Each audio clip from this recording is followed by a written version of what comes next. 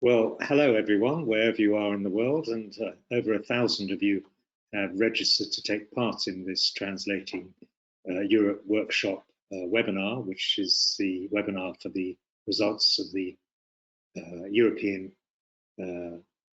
industry survey. My name is Geoffrey Bowden. I'm the General Secretary of the European Union of Associations of Translation Companies, one of the ELIS partners. Talking of which, representatives from all the partner organisations will be taking part in an interactive panel discussion once the main findings of this year's study have been unveiled. You'll see on your control, use the questions panel to ask your questions or make comments. Inka-Lisa Vihahan from the European Commission and I will be monitoring what you have to say throughout. We'll be moderating the discussion session and we'll put your questions and comments to our distinguished panelists to get their reaction. Just to reassure you, a recording of this webinar, along with the full ELIS 23 report and the full slide deck, will be available 24 hours after this broadcast. You'll be able to get that from the repository area of the ELIS website. You'll also be able to view edited highlights of the recording on the Translating Europe workshop YouTube channel. So that's enough for me. I'm going to turn off my camera and ask my colleague Heike Leinhauser, who is the president of the EUATC, to say a few words before we get the full whack. Okay, thank you very much. Over to you, Heike. Hello everyone, my name is Heike Leinhauser. I'm president of the EUATC, the European umbrella organization representing 22 national associations with approximately 600 network members. All in all means translation companies. With Rudi Thierry in the driver's seat, we've been the leading partner in this strong collaboration between the Directorate General Translation of the European Commission, DGT. Thanks for funding this workshop. Thank you so very much. And the LINT expert group. Then Fit Europe, the EMT University Network, ELIA, Women in Localization, and last but not least, GALA. So thanks, Alison, for being here. You still must be recovering after your successful conference in Dublin and it's early morning in Seattle. Like in the last years, we want to demonstrate today that we are one industry, and we will hear more from the representatives of the other ELIS partners who will introduce themselves. Thanks to all of you for contributing so much and for participating today, also in the panel. Before we get underway, I'm very pleased to let you know that today's Translating Europe workshop is available in French, German, Italian, and Spanish. We have a wonderful team of student interpreters assembled through the European Masters of Translation Network by Alexandra Krause. So a big round of applause, which I will be asking for at the end of the session. So a big thank you to all the interpreters. I'm sure you will be brilliant. So before the big reveal, I'm really pleased to welcome back Christos Ellinides. He's the Acting Director General of the European Commission's DGT, Directorate General Translation. It's the second time that he has kicked off or will kick off an ELIS results webinar, and we are hugely grateful for the support he and his team, and thanks Inka-Lisa also to you, give to the annual European Language Industry Study. So Christos, it's an honor. Over to you.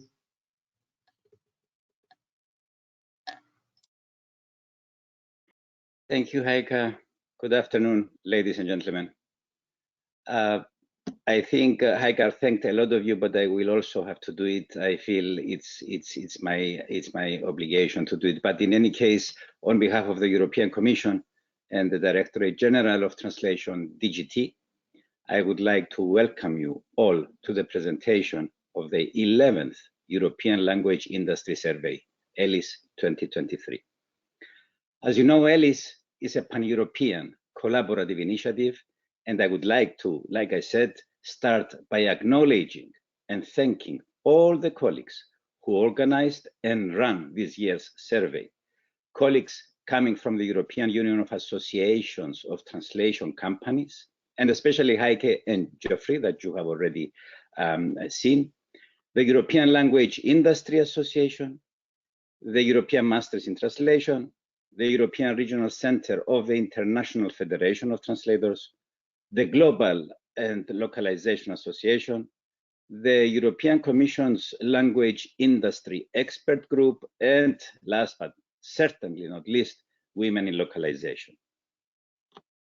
It seems that the level of participants this year in the survey was quite high, with replies coming from all over Europe and from all sections of the translation industry, including freelance translators, language service companies, translation departments from public administrations, training institutes, and translation students. I would also like to express my appreciation to all those who took their time to respond to the survey with many and valuable contributions. I am sure that there is a lot of you out there now following this online event in real time. So I take the opportunity to thank you for your participation, not only in the survey, but also for attending the event. Geoffrey mentioned that there is a lot of participants, and I see that more and more are joining us, and we are now breaking the barrier of 300 participants in this event. And this high level of interest actually emphasizes the importance of the survey. We are all interested in the results in core areas like market trends, technology, and training, among other things. But it will also be good to see results coming out of this year's optional questions on specific aspects of strategy, human resources, finance, and technology. The translation profession continues to experience a period of change, and that makes it all the more important to take stock and assess the developments in the industry on the basis of concrete and objective data provided by this annual survey. The European Commission is the largest institutional provider of translation services in the world, institutional provider of services. But we certainly don't have a monopoly of knowledge and experience. We may be large, but we still face the same challenges as every other organization in the translation industry, specifically economic constraints, recruitment, upskilling, and retention of high quality translators, and of course, technological evolution. And that's just the beginning. We fully recognize the need to keep an open mind and to take every opportunity to learn from each other, to learn from other organizations. That is why here in the Directorate General for Translation of the European Commission, we're so appreciative of the ELIS survey, not only because of the results themselves, but also because it provides to us the opportunity to engage in a meaningful dialogue and constructive discussions with colleagues and partners throughout the language industry. We must continue to exchange views. We must continue to compare notes. We can learn from each other's best practices and how to respond to our common challenges. And that is why DGT and the European Commission, without any doubt, will continue to provide full support to the ELIS survey. Ladies and gentlemen, we're coming out of a long and hard winter, just about. Europe still has to battle against multiple challenges. The energy crisis, high inflation, rising cost of living that we all feel in our pockets, financial stagnation that still continues, and of course, the continuing and devastating war in Ukraine. Last year, the ELIS event took place just a few weeks after Russia's unprovoked invasion. We all know the terrible consequences. A year has now passed, but the war still goes on. The reports from translators working in the crisis zone are profoundly moving.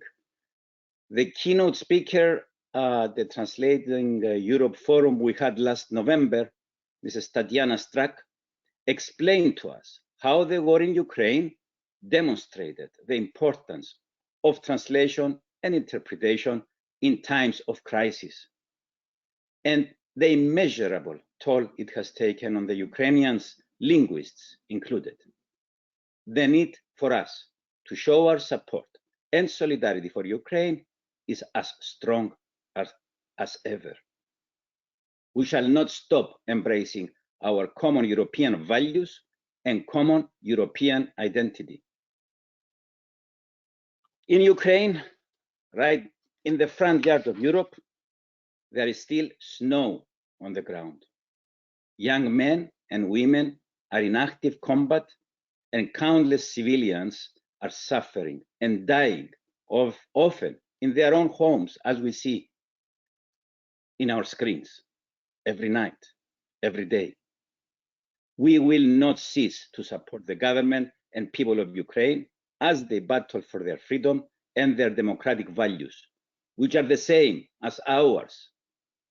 And we are with them too in our daily work at the European Commission, responding to the political fallout by working at full speed on a wide range of unprecedented and resolute measures.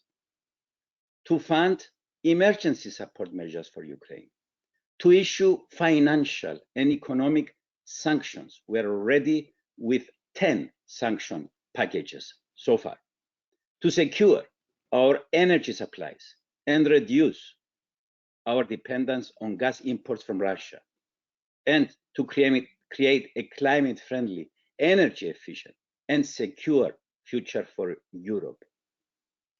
The European Union is our home, and we will continue all together to safeguard it with vigilance and resilience. But let me also address a few other developments over the last year. I am sure most of these developments are registered in ELIS, and it will be interesting to see what the actual survey reveals. The language industry grew extremely fast in 2021. Nimdzi, an analytics company for the language industry, tells us that it grew by a stunning 10% in 2021. There are not many industries recording double-digit growth. Even the travel industry expected to see a 13% growth after the pandemic-related lockdown, and this is what Forbes statistics have revealed. The IT even and the healthcare industries projected 12% growth. The translation industry was expecting another year of impressive growth in 2022. But it was already clear by the middle of last year to all of us that this was not going to be the case. Nimdzi 2 weeks ago reported global growth of 7% for 2022. This is, of course, still very positive. Nimdzi also tells us that the largest 25% of companies in the industry reported a growth of 13%. At the same time, ELIS figures are based on the performance of the smaller 75 or so % of companies and of freelancers. So it will be particularly interesting to see whether ELIS results tally with those of Nimdzi in relation and in proportionality of the size of the actors in the translation industry. 2022 also saw indications of growing pessimism in the freelance community, especially regarding fair pricing. And freelancers' expectations for 2023 regarding both activity level and pricing still remain negative. Let's see what the survey recorded and let's all talk together how we can move forward. The language industry depends on the continuing success and growth of every professional, individual, and an organization. It is not enough to make assumptions about what allows people to succeed in this industry. That is why I welcome this year's initiative for ELIS to cross-check some of these assumptions. Technological development, for example, is always an aspect we need to keep in our radar screens. There is a lot of talk lately about artificial intelligence and technology derivatives, such as chatbots. And you all probably have heard singling out ChatGPT. And this morning I was actually reading in the news that this is also used by politicians in various ways and in various forums. A lot of investment and exploration in AI is ongoing, and that is the truth. We hear very different opinions on this specific technology, with a majority view a year ago registering artificial intelligence as an opportunity for all segments of the language industry. Let's see what the survey said. Is this still the case today? And what about the role of machine translation?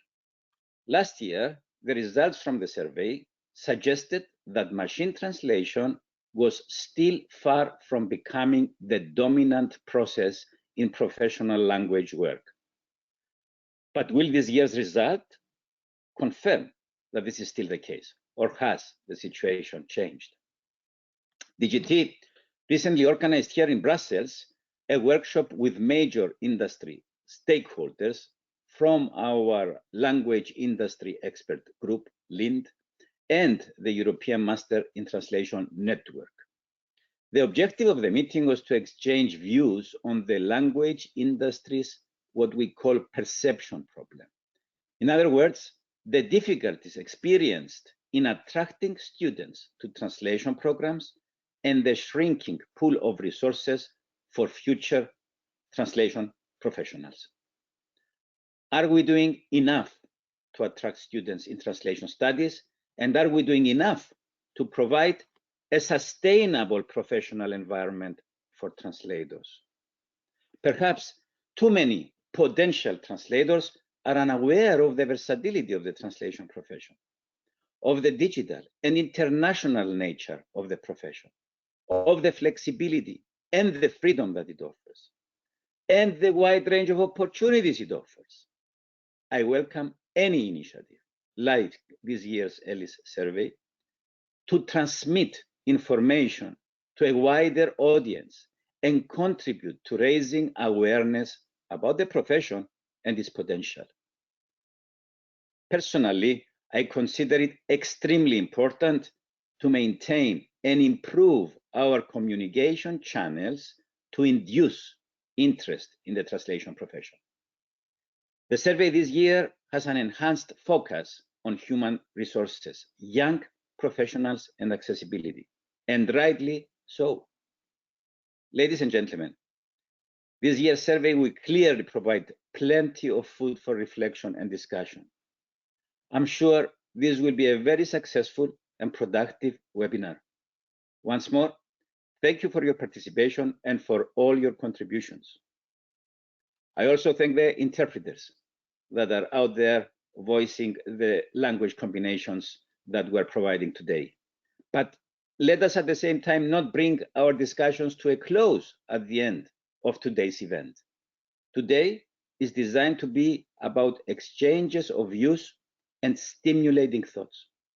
Let us keep the conversation going throughout the year, because translation is as important today as ever in our society. Good and reliable translations make a real difference, and it is our obligation to ensure that we keep on providing them with the same commitment and professionalism now and in the future. Thank you so much for your attention, and I look forward to the presentation of the results of ELIS 2023. Thank you so much, Christos. You mentioned our interpreters. I'd like to give them a quick name check before I hand over to Rudy. Our French team is led by Maria and Nathan. Our German team is Tatiana and Philip. Italian team is Sarah and Alexandro. And Spanish team is Juan Luis and Marina. We will try and moderate our speech, talk quite slowly so you get everything, but I know you are doing a brilliant job. So without further ado, I'd love to turn off my camera and invite Rudy, there he is, to unveil the results, the main results, and he will hand on to Alexandra Krause and finally round off with John O'Shea from Fit Europe. Thank you, Jeffrey. Thank you, Christos. Everybody sees the presentation, I guess. It has been confirmed to me. We will start with as usual, I would say, with the generic findings, the main findings, combining findings from the different segments of the industry, so the freelance translators and interpreters, the language companies, and the language departments, and also the universities. And afterwards, we'll go into more details from each segment. Let's start here. Okay, first a little bit of industry history of the of ELIS. As Christos already mentioned, this is the 11th edition, started in 2013 with all the ELIS partners. This year we had a little bit over 1,100 answers, which is quite good. Coming from a lot of countries, 52 countries, all the European obviously, but also from the Americas, Africa, Asia. In the report that you can download from the ELIS website, you will be able to see the details, the distribution of answers per country. And there you will also see whether from each country there are enough answers to be representative. So when you interpret the results or the findings from a specific country, always keep that in mind, that that for certain countries there may not be enough answers to be representative. First, let's look at the generic results. And Christos already mentioned what NIMSY had found. I remember that in their press release, they started by saying that 2022 was a mixed bag. And actually, that is also what we see in the ELIS results. I would call it a return to reality. 2021 was indeed a really booming year. Actually, we talked about a rebound at that moment, a rebound after COVID, with really very high growth and also very optimistic expectations in the charts that those who have been participating in ELIS before will be familiar with now. You see that we have spikes for 2021. Well, they go down. They go down for 2022 because simply the expectations were not entirely met. That does not mean that there were there was a shrinkage or a decrease. No, the market still grew, but it grew less than people expected. So what happens logically after such an event is that people tone down their expectations, and we see that very clearly with the language companies, for instance. The independent professionals stay more or less at the same level as last year because they were not that far off in their expectations. They were more modest in their expectations, while the language companies were quite bullish. They expected really very high growth and were disappointed. So they are correcting their expectations now for 2023.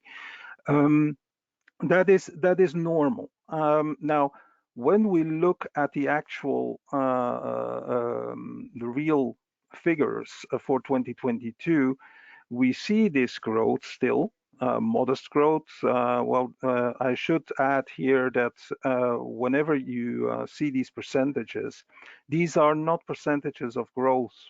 These are percentages of answers that are indicating a growth compared to answers that are indicating a shrinkage.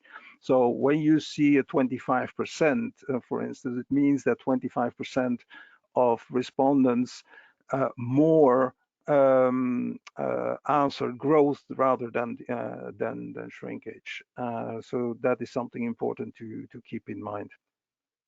Now, in these percentages, these are the generic compound percentages. These hide very big variations per country. Even within the same European region, sometimes we do see differences between like Western Europe, Northern Europe, Mediterranean. Now we see individual differences and big differences between individual countries, like -30 in the -30s for Germany and in the +30s for France, for instance, which are both in Western Europe. So that is very important to take into account. I really invite all of you to download the report that gives much more detail about these things. It's a big report, but it's worthwhile going through it. It's not only about growth. Profitability is the same thing. We see those differences there as well. We always ask for the pricing, what are the expectations about pricing and what happened. Pricing is a delicate matter. I see a tsunami with double I there. That's not really necessary. Price evolution, there has been a price increase as people expected. All over the industry, a price increase was expected in 2022, and we did see that increase, but it was much more modest than people were expecting. What we're now seeing is that both the real figures and the expectations are kind of converging.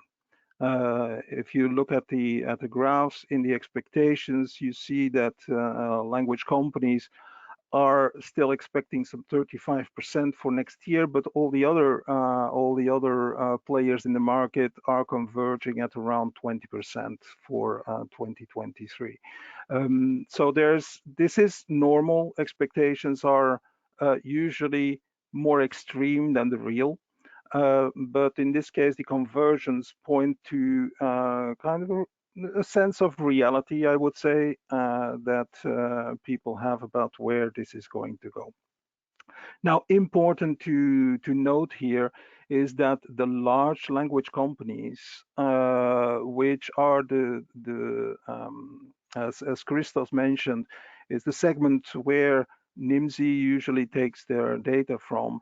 They continue to see a decrease in pricing, although the other ones are still seeing an increase of pricing. It's not because this is only 25% of the market that this is less important. These are really big companies, so their expectation and their practice, their daily practice, the real practice of pricing is important for the market. When we look at the mood, the investment mood of the language industry, we see that 2022 I should say 2023 in this case, because the investment mood is what people plan to do. these are strategic intentions, strategic investment and disinvestment intentions. Companies that intend or declare that they intend to buy other companies or create new offices, or on the contrary, that they intend to sell the company or want to go out of business, leave the industry. As you can see in the table on the left, 2023 is predominantly green, which means that there is predominantly an investment mode. Now, this is the tool we have for the language companies, and they are back to pre-COVID levels, which is really a good sign. Unfortunately, we don't have such an instrument for the independent professionals, the freelancers, to assess their mood. We are using in ELIS, a number of free text questions, which allow us to kind of estimate the level of sentiment. The word choice that is used in these answers is very important to assess how strong people feel about certain things. And those answers from the independent professionals sketch a very different image. They are full of frustration, as Christos already mentioned, that came out from certain meetings. This is also confirmed in the free text answers from the independent professionals. It's mainly about price pressure, the inability to negotiate good prices, and hence they need to, they express at least that they need to accept more work, which affects their work-life balance. And that it makes it more difficult for them to spend enough time in CPD, so long life learning, which is extremely important for them. In the trends, there's one big word, actually it's a very small word, it's MT. That jumps out everywhere, and in all segments it's the main trend, both on the positive side and on the negative side. Depending on the segment, it's more positive or negative, but it actually dwarfs it. The proportion here in size should be much, or the difference in size should be much bigger between MT and the rest, because it's really dominant as a trend. Now, there are obviously other trends. Christos mentioned AI. Last year, indeed, AI was mainly flagged as an opportunity. We assume that this was because people were focusing on the potential of language data work for AI, so it's an opportunity for people to do more work. But this year it's much more negative, and that may be due to ChatGPT. Increased demand, certainly, but there are other people who put a question mark to that. So you will find more information about the trends in the report, obviously. The global events, COVID is forgotten. There's nobody talking about it anymore in ELIS. The Ukrainian war obviously is. It does have an impact, although it's more an indirect impact through the inflation that is mainly war triggered. There's only a small minority of both language companies and independent professionals that are really directly affected by the war. Again, more information in the report. Technology. Yes, I can confirm that MT use has increased. We've now passed the 30% mark, the real MT use, but that's still way below what is believed by the general public. The implementation of technology is not a cost that is really very high.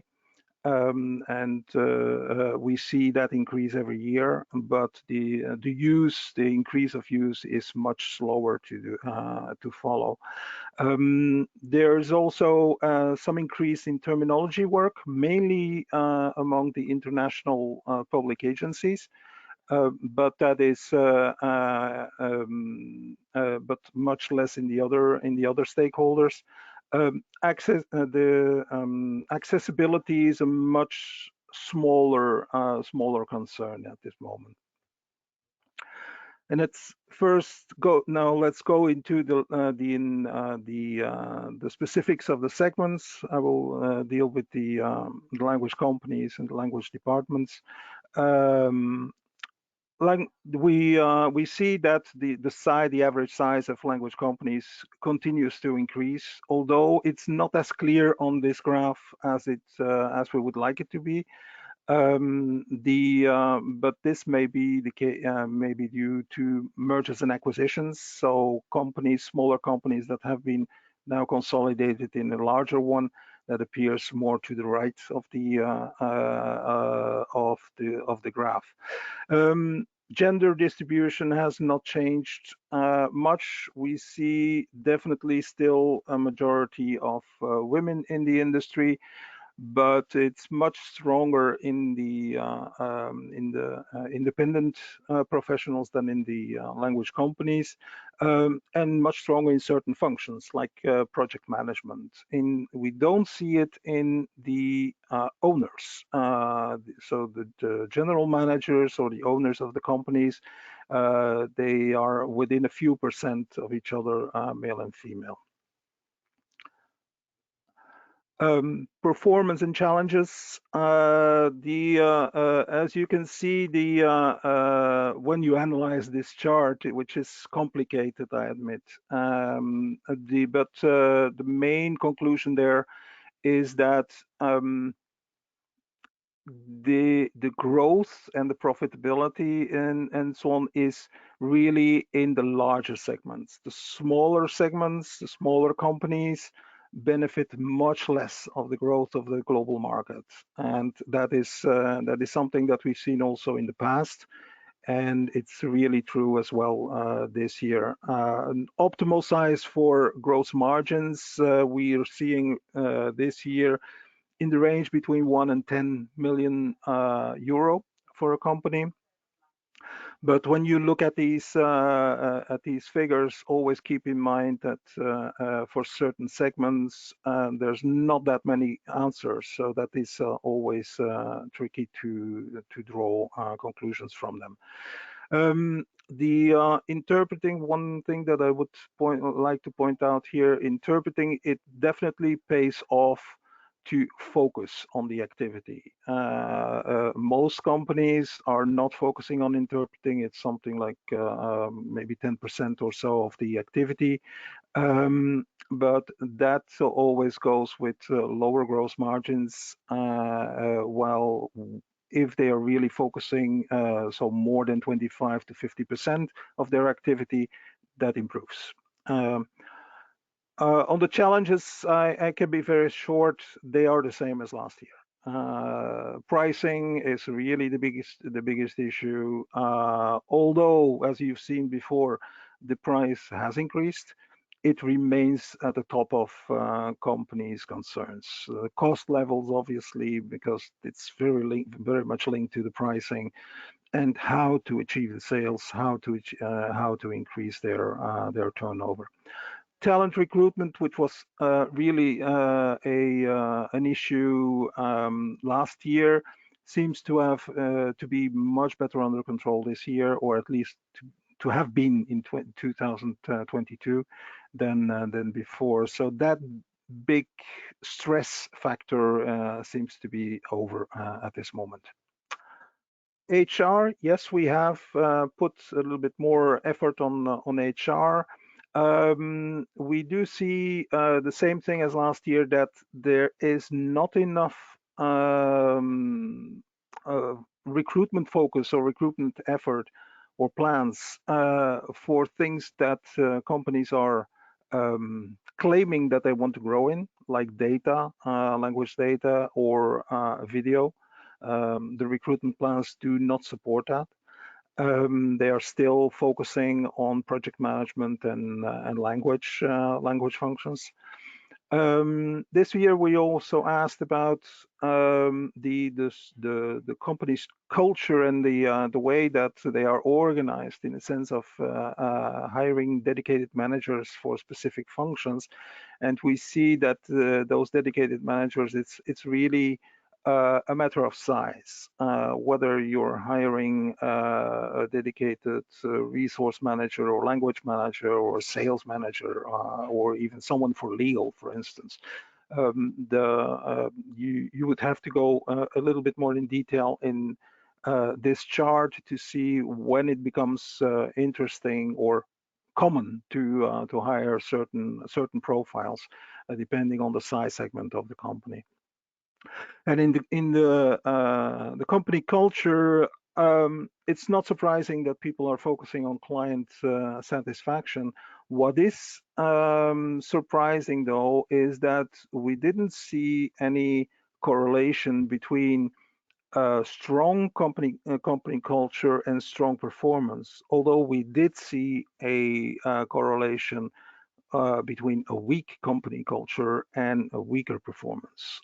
So that is something that requires a little bit more research, we believe, but that difference is quite interesting. And also the fact that the company culture itself does not translate completely into performance metrics, although one would expect that to be the case, that if you say that you're focusing very strongly on employee satisfaction and you are not measuring employee satisfaction, that is kind of strange. But that is exactly the case in the results of this survey.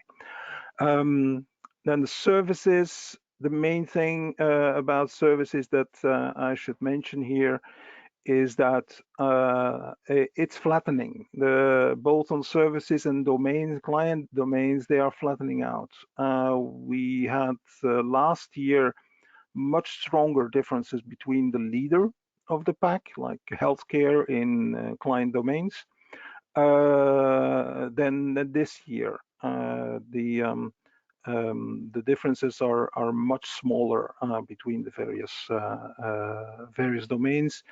In the services, standard translation remains the biggest one, but smaller, obviously, with the coming of post-editing and MT services and so on.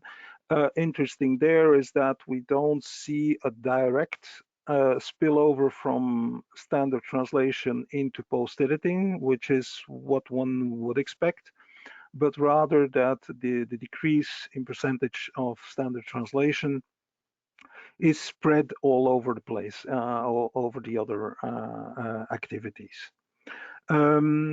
In subcontracting, or rather subcontracting work, about 1/4 of the company's work is actually subcontracted by other language companies. That's important to remember. And about half of the respondents expect that to be the case. But there is some tendency to increase that.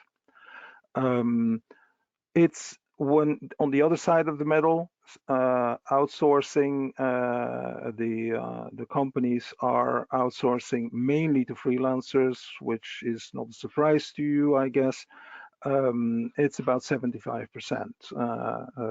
60% is outsourced, but 75% of that outsourcing goes to freelancers. There has always been questions about new pricing arrangements, rate systems. The language companies don't see that immediately. There may be a possibility, and when that would come, it would probably be time-based, hourly-based, or effort-based, like based on editing distance or something like that. A few slides for the language departments. Not much difference in the unit size, but we see a difference in the number of languages that are covered. But that may be the case, and may be due to the larger number of private enterprises that have participated this year. And they typically cover more languages than local or national public agencies, for instance. In the culture focus of the language departments is or their organization is very much in line with the language companies. But there are quite some differences, and you see it in the graph there, quite some differences in between the various types of organizations. So that's interesting to go a little bit more in detail if you read through the report. And in the activities of the language departments, it's the same as before. It's really focused on the traditional translation, day-to-day translation work, the language asset management that goes with it, the terminology management that goes with it. The challenges, the same flattening out that we saw with in the domains and the services, we see also here in the challenges. Last year we saw a really spike on workload, which is much lower this year and more in line with technology and budget restrictions and quality control. So all those challenges those factors seem to be more or less on the same level, but that's definitely not the case when you look at the individual organization types. So there are really big differences between the types of organization. That is very clear. With the workload, it is possible that really due to the increase in 2021, that workload was indeed a big challenge at that moment. But right now it's less pronounced. One second, because I see myself here. Outsourcing from the language departments, we see more or less the same picture as last year, that again it is really very focused on the traditional translation, day-to-day translation. Even the things like terminology management and translation memory management, which are typically things that both independent professionals and language companies can offer themselves, are really kept internal. That is definitely true. In the outsourcing practice, we see again differences between private enterprises and public agencies, especially private enterprises outsource up to 68%, which while the public agencies are not even reaching 50%. In the trends there, in the changes in outsourcing practice, we don't see that much of a difference anymore. Like last year, we saw a tendency towards outsourcing to freelance and to single language vendors. We don't see that anymore. We do see a trend, 20% trend to consolidate outsourcing, which seems to indicate, to suggest that it's going the other way. Also, when you see the increase, the first one at the top, outsourcing to multi-language vendors, that typically indicates that the language departments are pushing away the effort of coordination to the outsourcing party. One second. Trying to move on.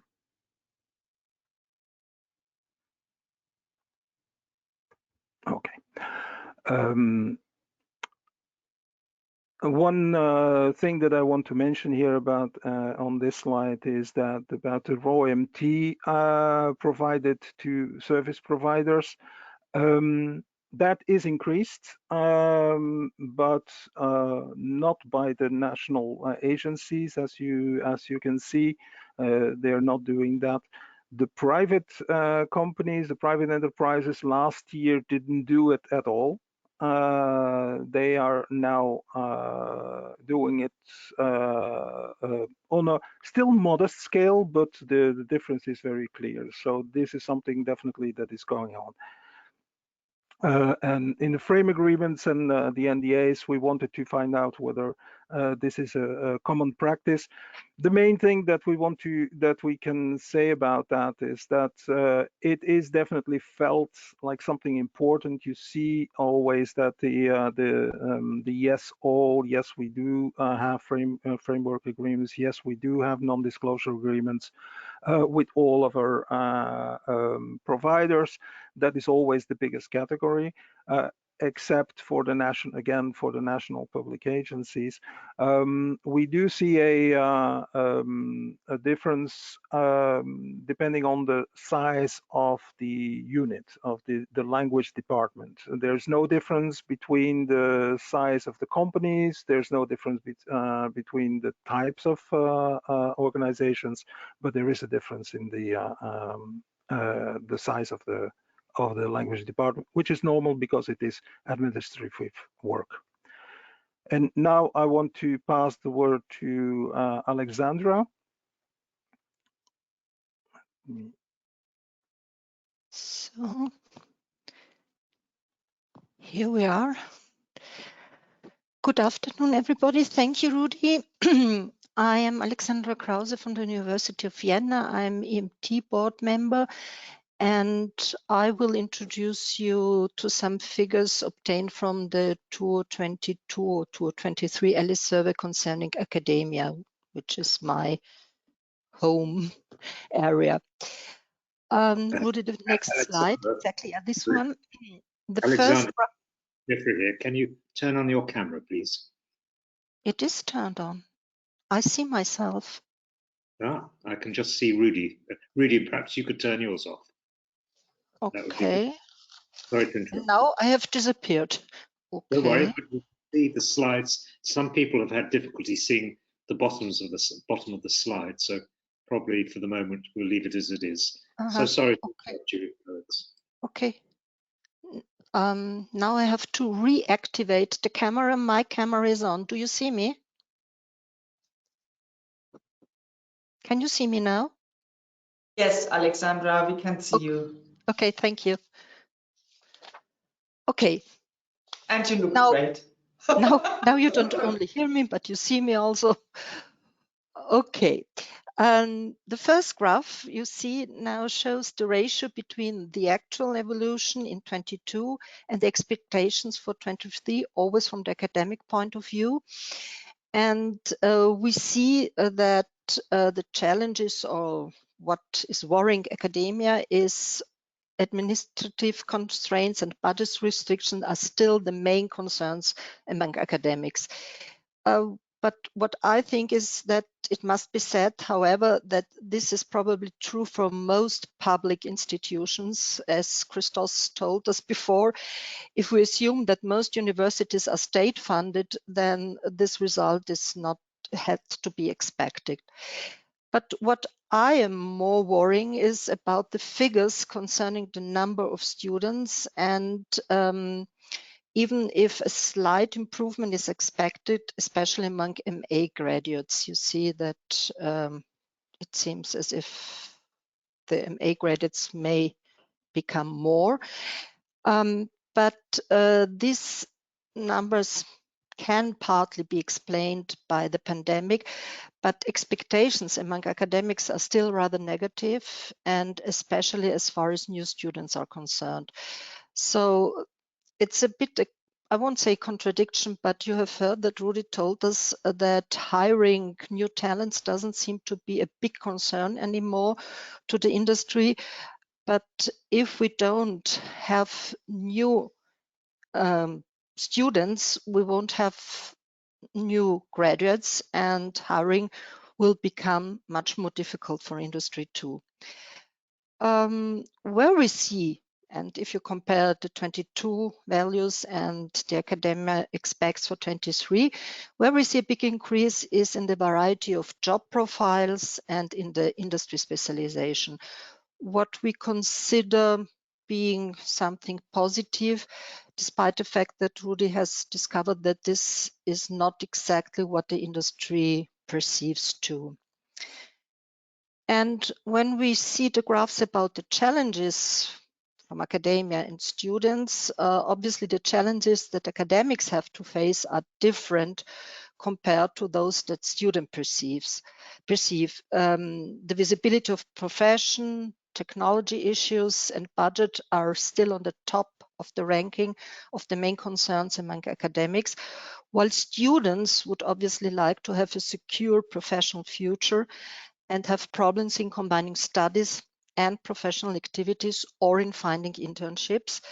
And I would even say maybe paid internships. But what unites teachers and students is the time factor and the time stress, which probably does not only affect our industry or our students, but is a general problem, I think. And it's although very closely linked to the work-life balance. We will have a slide about that at the end of my segments.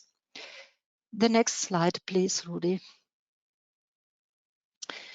So now we come to the training landscape. We have asked participant programs that participated in our survey to give the FOSI. And obviously, to me, the FOSI are also linked to the specialization programs offer. And we see a clear preponderance of programs combining translating and interpreting, which I personally consider being a very positive trend, because when we think about employability, having both specializations could be an asset. Technology-driven translation also has become much more important, and we see that this reflects finally a sort of the society has changed and technology has become much more important. We see also that some programs don't have their specialization as major. For example, post-editing is integrated in the course contents and could maybe promote it more as major because the demand will increase in the next few years. And I think that academia must ask itself to which extent the treatment of some specialization as integrated or optional is sufficient in terms of graduates' employability. And another issue we were also talking about was the language distribution. We can't consider this graph really being 100% representative, but we see a clear trend. That's that the so-called language of lesser diffusion need to be urgently tackled by academia. And the distribution of program languages also, as it emerges of ELIS, may also reflect different legal and cultural backgrounds in Europe. We see that we have a lot of academic bachelor, MT master, professional MT master, and so on. PhD is still obviously the last in the ranking, but we have really to monitor this situation all over Europe and see if we could really do some scientifically based service covering whole Europe. The next slide, please. Okay, we have talked about our concerns and our challenges, but there are also some positive trends, luckily. And in professionalization, all aspects of professional preparation within programs, within study programs, are expected to be subject to an increase, and they had still an increase. For example, as for internships, it seems a bit strange to me that the ratio between compulsory and eligible international internships is not balanced, despite the fact that internships are increasing, which is positive. And I ask myself why, as an academic obviously, why international internships are not so popular or can't be defined being compulsory. And the question here is whether financial aspects play a role, or many internships are unpaid, we all know about that, and Erasmus scholarships are too small for survive abroad, or if there are some legal constraints, barriers that make international internships more difficult for study programs. But to me, in a job like ours, international internships should be a must. I mean, it's a natural consequence of our imprinting to do international internships. What is positive is that commercial assignments seem to be in decline. There are several reasons for considering this positive. On one hand side, student work should not become a concurrence to established professionals, which is clear. And on the other side, student work is normally less paid and leads to dumping, and companies shouldn't take profit of student work, despite the fact that obviously companies or language service provider give them a good training, hands-on training, and this has to be really balanced, and I think it's also an issue we have to talk about someday. The next slide, please. So here we see about technology. We really see that the implementation level of technology is raising, is better. But there are still some, let's say, white or gray spots that need to be more highlighted. For example, for quality assurance. We have seen in the other graph that Rudy showed us that quality assurance is not on the top ranking, but from the academic point of view, quality assurance is always a very important issue. And I think even for the profession, it should be important, and the training is very important on that. For technology training and for technology costs, and there we come back again to the budget concerns. There are the main problems spotted by academia. It's the same result like last year, and it seems to be a big concern for academia anyhow. But the big surprise to me was, and you remember the graph that Rudy showed us before, that academia believes that MT will take the majority sooner than industry thinks. You remember we were at 57% for academia, while for the others it was less. And okay, we may say, as a positive interpretation, that we could say that academia wants to train its students for the future and is therefore forward thinking. But it's a bit strange that academia seems to perceive the reality in a different way what technology is concerned. So I think we have to discuss this issue too between academia and the industry. So now for the next slide, please, Rudy. Now we come to another chapter. Obviously, for degree holders, the next logical step after graduation is the entry in the language industry. And that's why I was given the opportunity to describe some results concerning fresh degree holders, the expectations, and the industry's expectation, and how young professionals perceive their career and their work-life balance. We all in the academia, we are all we are all busy with alumni, and we are trying to make some career tracing. So these aspects are very important to us too. And you see, we see a clearly trend to permanent contracts, which reflects the need of stability and security. You remember the big concern was the security issue for students, and obviously permanent contracts tend to give this security. But and there's always something which is not ideal, is that at the same time, they may also lead to a lower degree of diversification and to a certain routine in the job, which we all know if we consider that our professional life will last not 30, but 40, 50 years for the future generations. That could be a bit of a problem because routine is never a positive thing for the job. Internships have become a good way to enter the market, which is very positive to me. And if we link this experience saying that internships are the first step to the job, to the relatively low number of compulsory international internships we have seen before, I think we really need a stronger cooperation on a European level between academia and industry in this regard. Obviously, the importance of internships become less important as soon as the professionals have a higher seniority, with increasing seniority.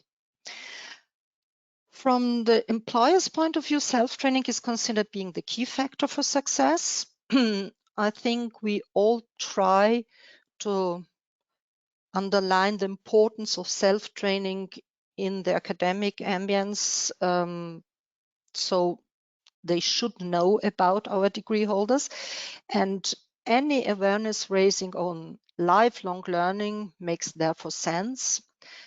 But I think that's true for any other profession. So I think the long life learning thinking should be just a normal thinking between the young generation.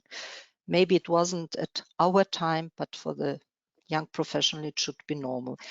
And similar reflections apply to networking, attitude, and experience. Obviously, experience is an asset, which is clear.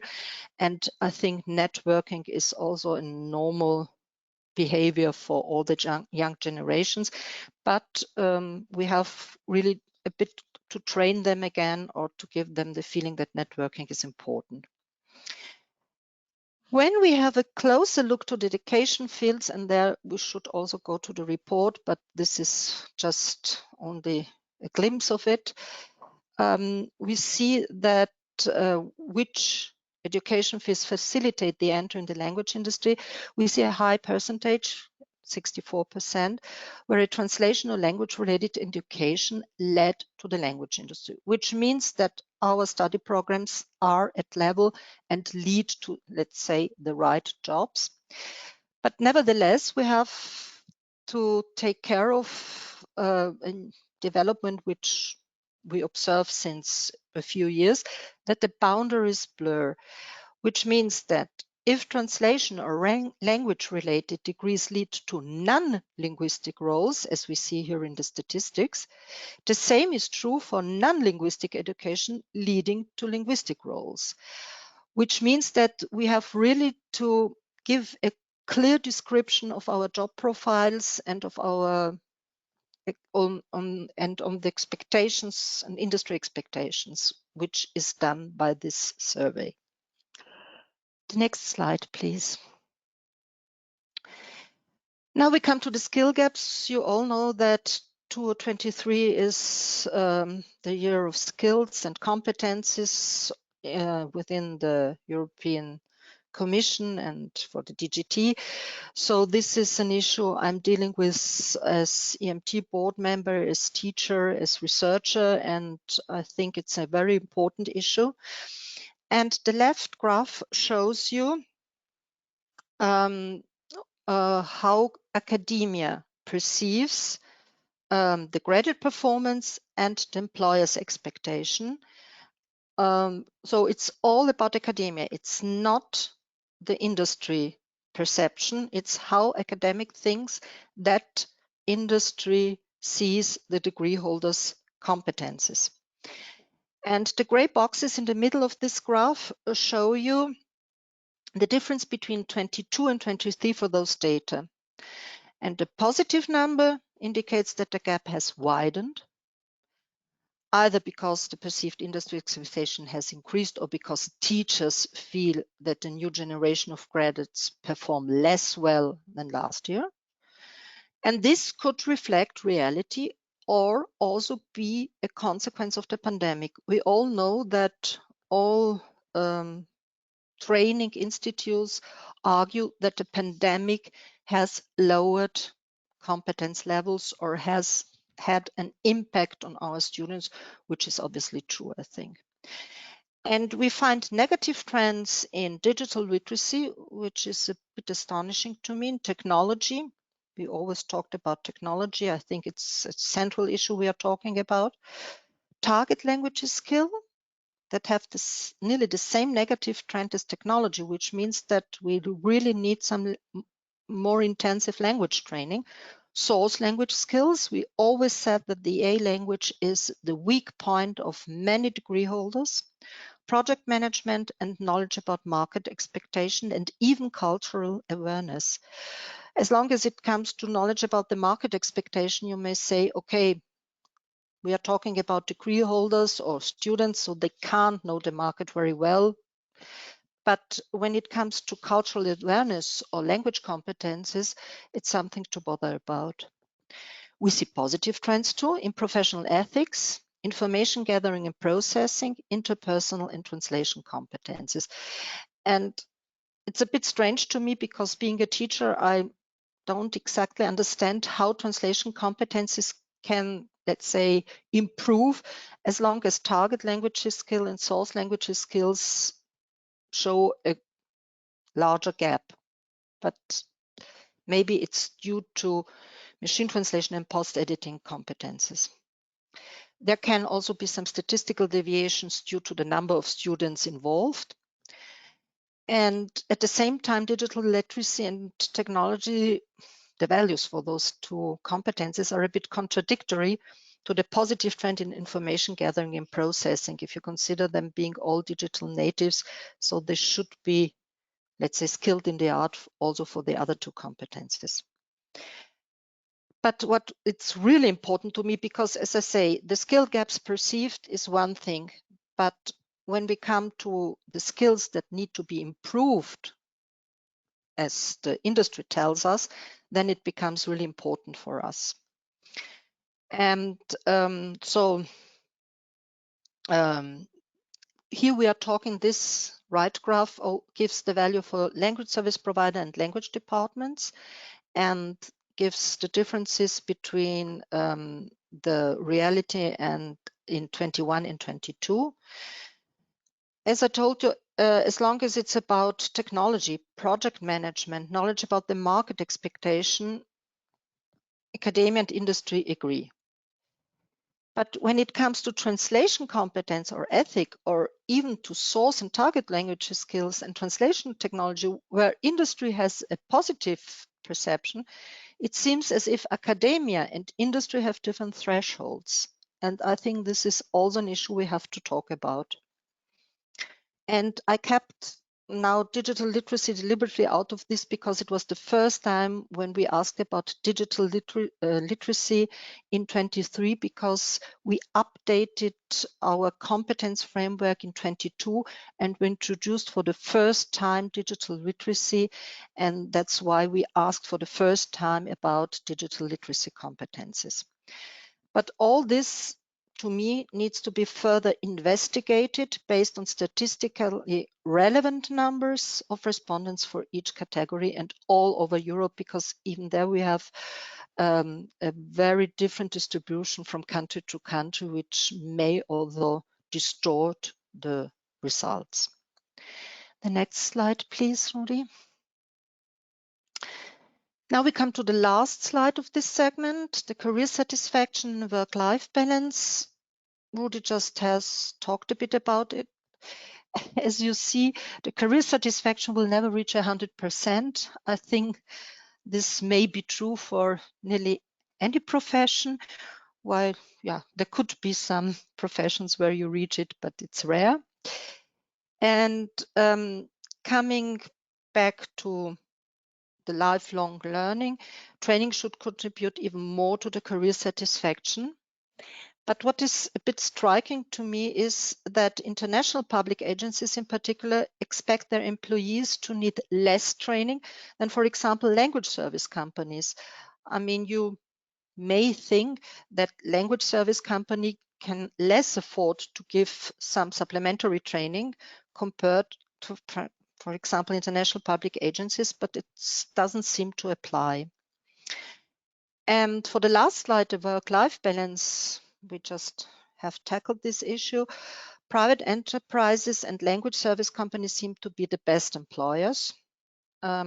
Independent professionals, as Rudy said, gave lower marks because they have to accept more work that is less paid for earning their lives. And just as the conclusion to me, this brings us back to the ever-increasing number of permanent contracts, which give stability compared to a freelance activity. But we also have to consider, as we said before, that 1/3 of independent professionals have another activity on top of their freelance work, so they need another profession for surviving. And if you add to this fact, or to all this, the fact that the majority of the freelancers are women, as we said before, it becomes to me more and more urgent to promote the visibility and the recognition of our profession. And that's what academia and industry could do, cooperating on such promotion campaign.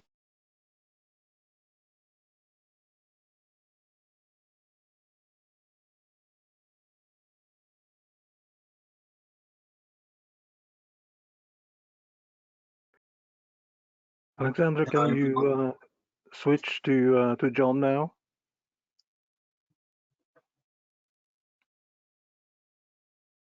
Can you see me?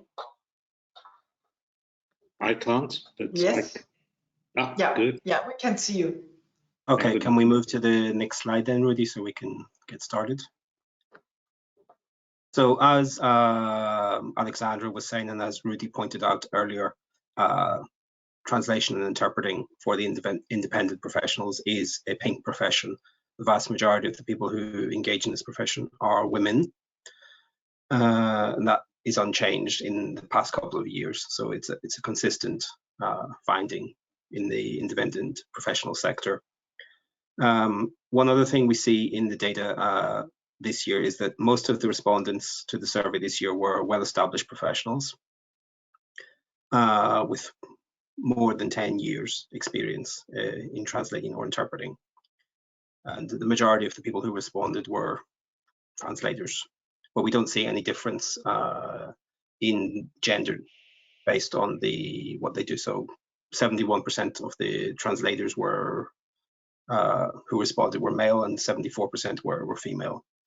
And one interesting thing that we don't see here on this slide as well is that a lot of the respondents were members of professional translation associations. And that's partly to be expected because of the involvement of Fit Europe in the survey and the dissemination of the survey to the members of those associations. And what we see as well is a very, very small number of responses from younger professionals, so say people in the profession up to 5 years in work. And in particular, we see a very small percentage of people who were only 2 years in the profession. So somehow we are not managing to disseminate the survey sufficiently to that bracket, and we need to work more on that for future editions of the survey. And one interesting thing as well, which comes out from the responses from the independent professionals, is something which Alexandra just mentioned as well, where she talked about 64%, that there are multiple paths to the profession. The primary path, though, is of course a degree in translation or interpreting. Can we move to the next slide, please? So here we see our analysis of the performance and the stress factors that independent professionals are under. As Rudy mentioned before, the growth expectations that independent professionals had were not realized in 2023 compared to 2022. And one thing that we see as well, particularly in the open text responses given by the independent professionals, is that they mentioned that they're under increasing competition, and this is not just from LSCs, from language service companies, but also there's a mention, I think for the first time, as long as I can remember, that the competition is coming from existing colleagues. So they seem to be competing against each other on price. And one thing that's also very, very clear from the data as well, that while prices are expected to rise, or that independent professionals expect prices to rise, they're also seeing from the entire data set, the whole set of responses from the independent professionals, is that pay is a key stressor. And you can see it there in the diagram on the left with the stress factors, that pay and rates has in fact increased from 2021 to 22 as a stress factor. And another interesting finding as well, which I think Rudy may have already alluded to, is that machine translation is being factored in. More and more people are adopting it, and they're learning to cope with it in their day-to-day working practices. And what we'll see a bit later on in the data is that, in fact, a lot of freelancers or independent professionals are actually using machine translation off their own bat. So they are not being asked to use machine translation by their clients, but they're deciding to use it themselves, which is the change that we're seeing this year. Can we move to the next slide, please, Rudy? So this is a series of questions that we ask every single year about how do independent professionals view their relationships with the language service companies.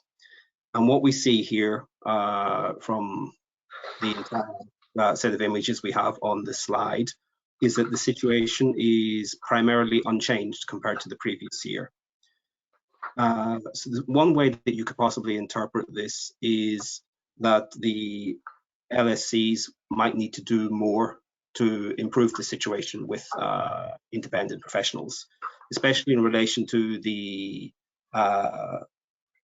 project manager practices. A lot of those practices are very positive. You look at the bottom right-hand corner of the slide, where that the people view that the queries that they ask project managers are useful, that the references provided are useful, that they are actually provided with references, and so on and so forth. That the situation is pretty much the same, but it doesn't reach to the full potential. So there's a lot of people who feel that these things aren't useful, that they aren't getting reference files, and so on and so forth. So the LSCs could potentially look into trying to fix that aspect of the relationship with independent professionals. One thing that's very, very interesting in the results this year as well is that there seems to be a decline in the number of direct clients that independent professionals are working with. We saw in previous years that the figure was around 45%, but we see it this year declining to 41%. And it will be interesting to observe this in future years as well, to see whether this is an ongoing trend or whether it's just an anomaly in the data for this particular year. And another interesting, sorry, can we go back? Sorry, Rudy.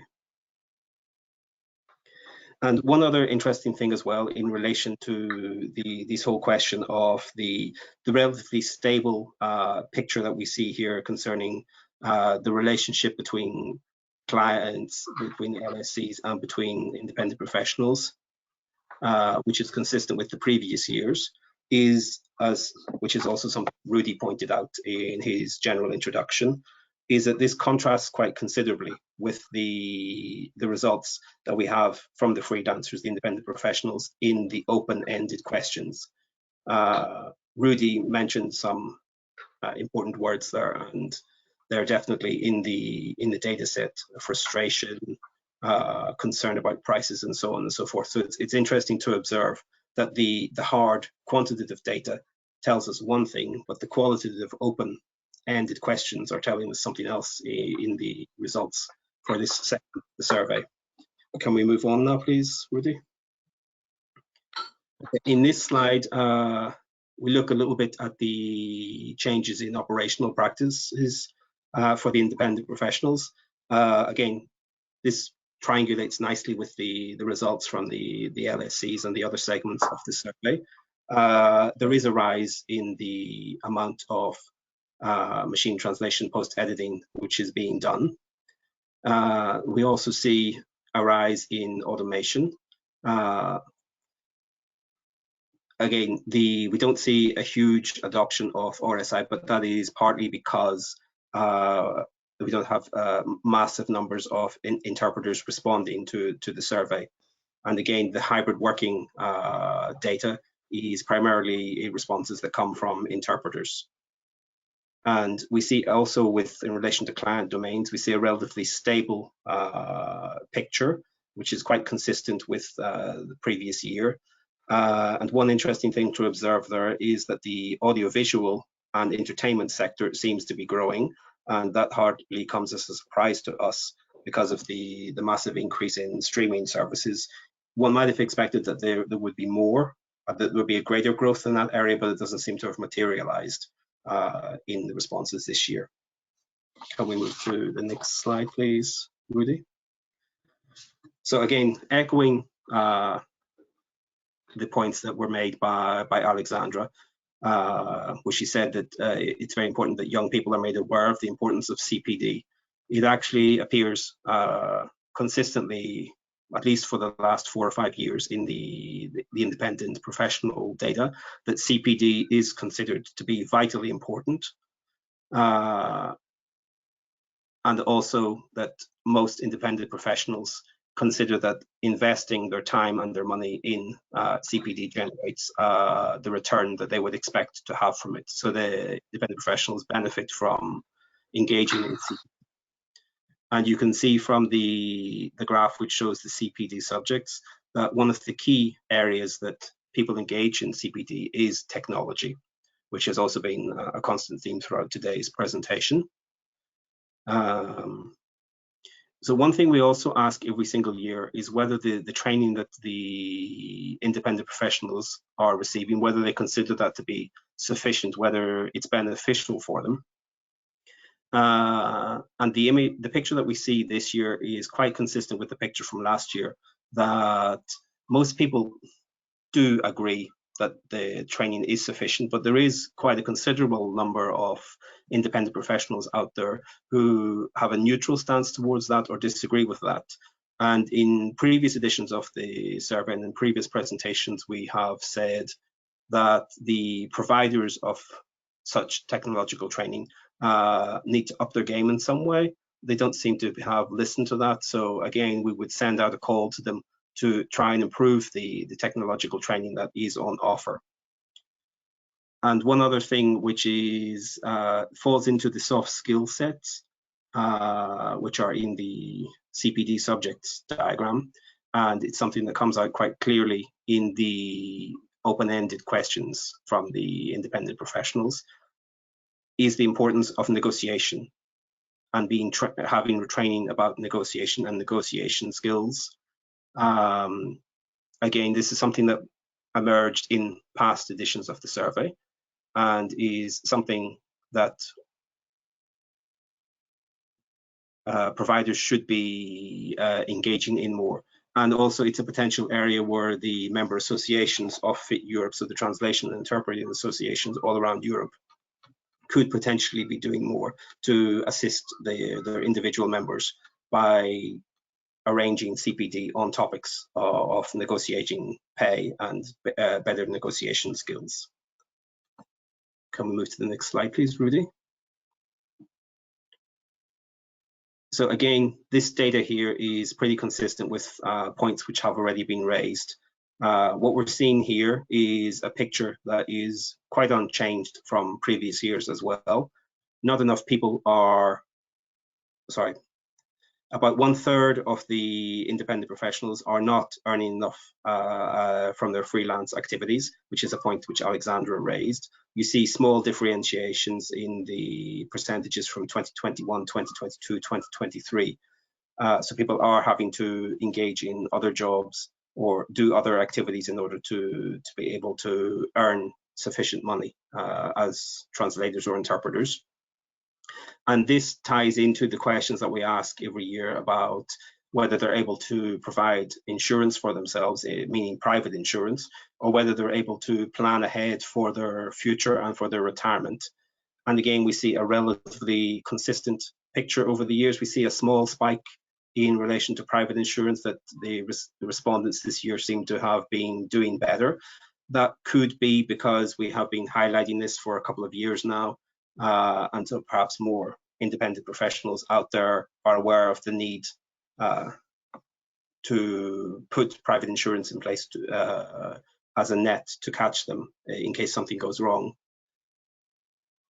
And one thing that we have asked for the first time this year is whether the independent professionals see that the translation or interpreting has a sustainable future for them. And this is an important issue that we probably need to keep asking about in the future as well. In previous surveys that Fit Europe has conducted, we asked people, we conducted these surveys during the COVID and during the pandemic, and we asked them, would you like to stay in translation and interpreting? And we got very, very high responses, well above 90%, that most people were interested in staying in the profession, which is something we call stickiness in the translation or interpreting profession. But here we have a slightly different question now, is do you see the future of the profession as sustainable for you? And as you can see in the diagram entitled Finances versus Years of Activity, you can see that most categories of respondents, around just over 60% of them, are saying that they see a sustainable future. But of course, that means that well over 30% are not seeing their future as sustainable. And we need to start having a very, very important discussion about that. Why is that? What can be done to change that? And interestingly, and again, this is something which we have done throughout the entire report, and I would suggest you turn to the full report to learn more about this. But you can see that even the people who are in the profession for just less than 2 years, or from 2 to 5 years, they have this same perception that maybe translation and interpreting will not be a sustainable future for them. Can we move to the next slide, please, Rudy? So again, echoing the idea that technology is vitally important to what we do as translators and interpreters. We see here the use of technology by the independent professionals. And again, this echoes the findings in other parts of the survey, that translation memories continue to be the most important tool which is used in our sector. And we see also a growth of machine translation by independent professionals. And interestingly as well, we see that independent professionals are planning to invest much more in machine translation. And also, interestingly, they're planning to find out more about artificial intelligence as well in 2023. And also, echoing something which Alexandra said as well, is the importance of quality control. And we see that in the diagram on the left, that there's a growing interest in quality control, and we see it as well echoed in the diagram on the other side as well, that people are planning to invest in quality control technologies. So if I had to draw some general conclusions about the results from the independent professionals, I think we could say that there is a clear picture of two halves happening here. We see the difference between the responses to the hard factual questions, or even the questions about expectations. And then we have a very, very different picture which is happening in the open-ended questions. So the fundamentals for the independent professionals seem to be relatively unchanged, but the sentiment is shifting, and it seems to be turning negative this year. As Christos mentioned in his introduction, there was some negativity in the 2022, but it seemed to have grown quite considerably this year. And the key words, if I had to summarize them down from all the open-ended responses, are probably frustration about the situation and unfairness. And I don't think we've heard this idea of unfairness come out quite so strongly as in the past. And as Rudy mentioned before, the key thing that is driving this frustration and this sense of unfairness is the inability to earn sufficient pay and to be able to negotiate equally with the partners in the sector on relation to pay. So pay is a key stressor and seems to be driving people's impression of whether the profession is sustainable for them or not. And something which Fit Europe has mentioned quite a few times in the past is this idea of the relaxation in the rules on collective bargaining. So this is something that we're going to be looking into with ever increasing interest this year, because that might be a way to address these issues and concerns of the independent professionals, which seem to be impacting their work-life balance and driving all these frustrations that we're talking about. That's a rough summary of the findings from the independent professional sector. And over to you now, Rudy, for the general conclusions. Thank you, John. Actually, I'm not going to read through these conclusions for the sake of time. You've heard these conclusions already throughout the presentation. But I do want to read to you the one of the answers that we got on the open questions from a German independent professional, and that gives some food of thought. I've seen that not everybody is seeing the whole slide, that the bottom may be truncated, and it is on the bottom of the slide, so I'm going to read it out loud. He's writing, I think we need to overcome the sense of doom and gloom flooding our professional forums and find ways to give greater visibility to those in the industry who are leading by example. It would be good to see best practices praised instead of worst practices flagged. Now, flagging worst practices is definitely something that should be done, I think, but also praising these best practices is definitely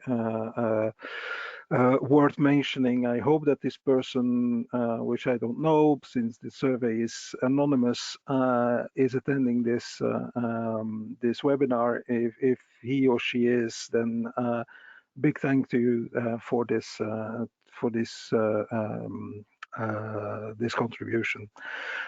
This is the end of the presentation. In the presentation that you can download, you'll find all the details, the access to the various partners, and you can download the report at the elissurvey.org. Remember that, but all of you should be registered already there. You can download it from the repository, and if you want to send any comments or suggestions, they are definitely welcome to research@elissurvey.org. Thank you very much for your time. We're a little bit over time. I'm now back to Jeffrey for the panel discussion. Thank you so much, everyone. If I could ask our panelists to turn on their cameras and their webcams, then we can have the benefit of your beautiful faces, and everyone else can too. And I think I'm going to be joined in the quizmaster role by Inka Lisa. But I'm just going to ask the panelists to go around, introduce yourselves and your organization in case anyone hasn't realized where you're from. And then from just immediate impact, say something from your own constituents' perspectives. What's been the biggest surprise from what you've heard? So I don't know, I can only see Rudy at the moment, but let me just view everyone. There we go. So I'm going to go round from the top. I hate to pick on the jet-lagged one straight away, although she did tell me that Dublin, going the opposite way, Alison Firsch is not so jet-lagged and she's full of beans, even though it's so early in the morning.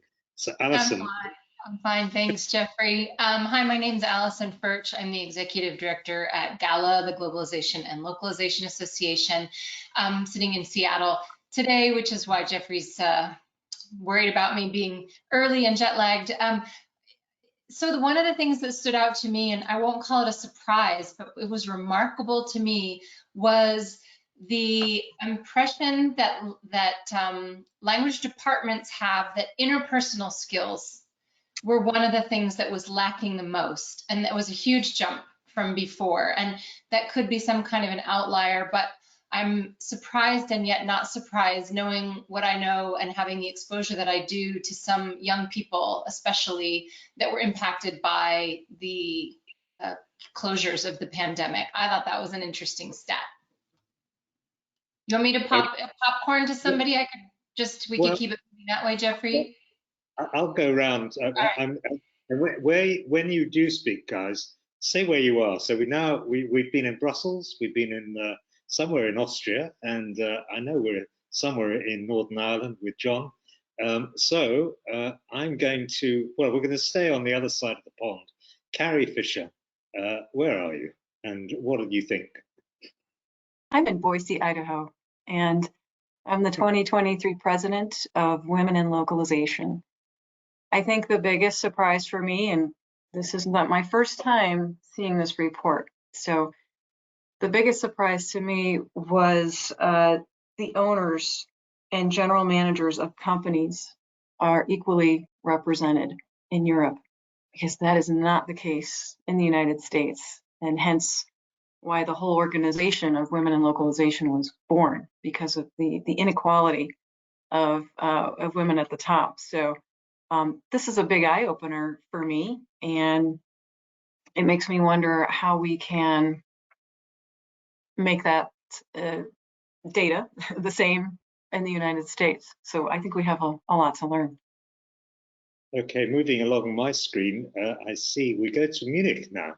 Heike Leinhauser, who we heard from at the head of the show, immediate thoughts after the main presentations? Yes, hello. Located in Munich, Heike Leinhauser, president of EOATC, for those who just dialed in at a later stage today. First of all, thanks, Rudi, Alexandra, John. This was really very, very good presentation. Great, and with a lot of surprising results.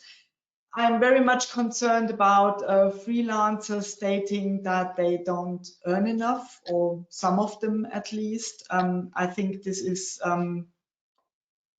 this is really concerning me, because I have I fear that we will lose these talents in the market, and these very much appreciated and skilled translators. So I'm wondering, because one effect could be that they are not paid enough. I think they don't get the good and big volumes, and maybe we have to change something here. So this would be a very quick one from my side. Okay, moving to Klaus, who's not in Austria today. Where are you, Klaus? You're in your bed in Stockholm. Yeah, sorry, I apologize for the bad quality, but I'm actually in a hotel room in Stockholm at the Nordic TechCom, so not in Vienna. And I'm currently on the board of ELIA, the European Language Industry Association, so on the LSC side, so to speak. And I think my biggest surprise and my biggest non-surprise kind of work together. So my biggest non-surprise, I think, is the frustration from all parties. I mean, very outspoken in the survey results from the freelance community, but to all of the LSP, LSC colleagues that I've talked to in the last months, I think they share the exact same frustration, which is price pressure through, costs have just skyrocketed. And of course, we're ultimately all dependent on our clients, and they feel cost pressure as well. So how are we going to deal with that? And I think what surprised me a lot, I'm a techie, sorry. So what surprised me a lot was the very different expectations that people have in machine translation and the impact. And I always think of the Gates law, that we tend to overestimate the speed, but we underestimate the consequences of technological change. And yeah, I think it's interesting that some think it'll take until 2030 for this to become prevalent, and some apparently think it will never become prevalent. And I would like to go so far as to say maybe that's actually a solution for our industry, because if we manage to give to MT what MT can do and give to humans what humans can do, and get more into dynamic quality and fit for purpose kind of quality, where we really assess what is the value of this particular word or content that we are dealing with, that actually might be a way out to maybe solve some of this frustration. Thank you so much, Klaus. Before I just hand over to Inka-Lisa to take up the questioning cudgels, just mention to everyone that 24 hours after this broadcast ends, you will receive a link which will give you access to the recording, and as I said ahead of the broadcast, edited highlights will also go on the Translating Europe workshop YouTube channel, and Inka-Lisa's technical support people will see to that.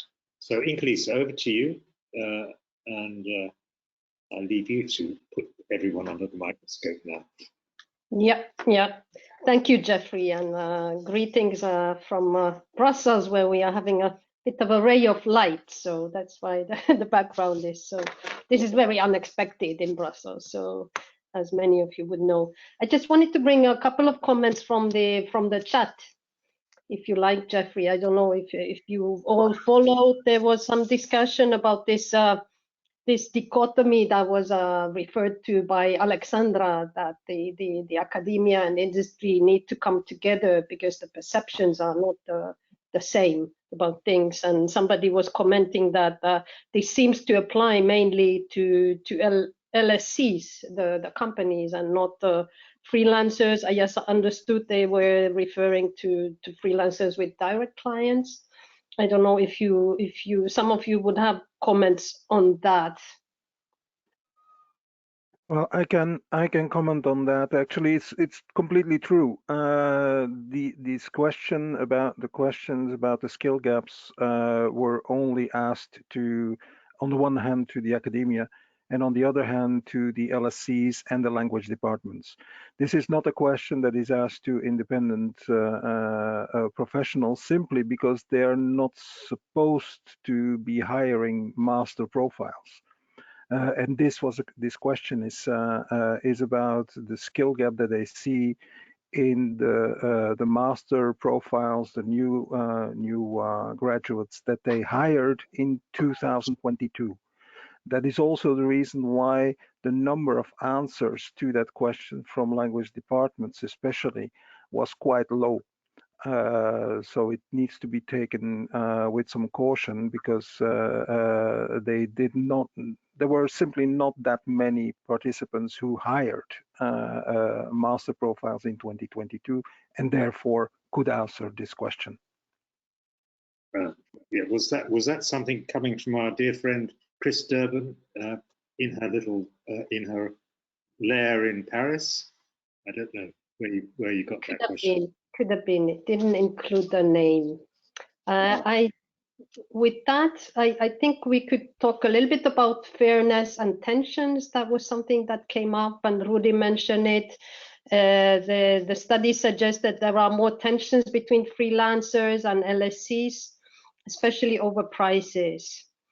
Is that something your members were telling you, or your constituencies? I would address this maybe starting from FIT, but others, please welcome to comment as well. Yes, I think that finding is not 100% surprising to us. People have been telling us that, you know, they are concerned about pricing, and we do conduct a separate survey ourselves called the Membership Awareness, or the Member Association Viewpoint Survey for our members, because FIT Europe's members are the translation and interpreting associations, not the individuals. So we get their viewpoint as well, and there are concerns as well about these questions of pricing, fairness, and how this ties into the sustainability of the profession, and so on and so forth. So it's not surprising to us that this is in there. Could I just quickly ask you, John, Jean-Tienne Kane poses a small question, I guess maybe from a freelancer's point of view. Are negotiations with language companies or direct clients tougher?